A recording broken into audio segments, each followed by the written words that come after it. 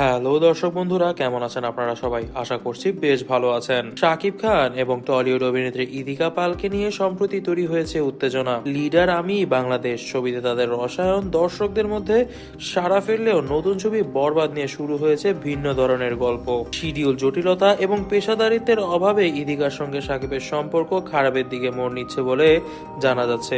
বরবাদের শুটিং এর সময় মতো হাজির না হওয়া নিয়ে ইদিকাকে অনেক বেশি পরিমাণে অপমান করেছেন শাকিব খান। বারবার শুটিং পিছিয়ে যাওয়ায় ছবির নির্মাণে বিঘ্ন ঘটেছিল। যদিও শাকিব এই বিষয়ে সরাসরি কোনো কিছু বলেনি মিডিয়ার সামনে, তবে ঘনিষ্ঠ সূত্র থেকে জানা যায় ইদিকার পেশাদারিত্ব নিয়ে শাকিব খান খুবই হতাশ। তিনি মনে করেন ইদিকার সময় মতো কাজ করলে ছবির শুটিং এর ধীর গতিতে জোরে দমকা হওয়া লাগতো।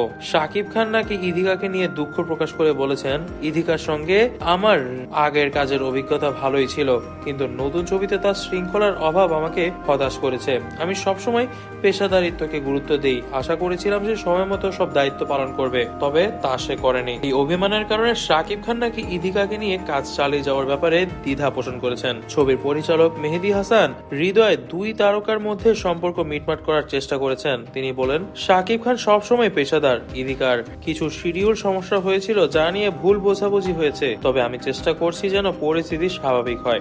শেষ পর্যন্ত শাকিব খান জানিয়েছেন, আমি ব্যক্তিগত কোনো রাগ বা অভিমান রাখি না, কাজের ক্ষেত্রে সবার ভুল হতেই পারে, তবে এখন থেকে সবাইকে আরো মনোযোগী হতে হবে। ছবিটি দর্শকদের জন্য বড় কিছু হতে চলেছে, তাই আমরা কোনো ঝামেলা চাই না। এর অর্থ শাকিব খান ইদিকার সঙ্গে কাজ চালিয়ে যাওয়ার সিদ্ধান্ত নিয়েছেন, তবে কাজের ক্ষেত্রে শৃঙ্খলা বজায় রাখতে তিনি কড়া নির্দেশনাও দিয়েছেন। ইদিকা পাল এই বিষয়ে বলেছেন, আমি শাকিব খানের সঙ্গে কাজ করতে সবসময় আগ্রহী। কিছু ভুল বোঝাবুঝি হয়েছিল যা আমরা মিটিয়ে নিয়েছি। আমি শাকিবের প্রতি সবসময় শ্রদ্ধাশীল ছিলাম এবং থাকবো।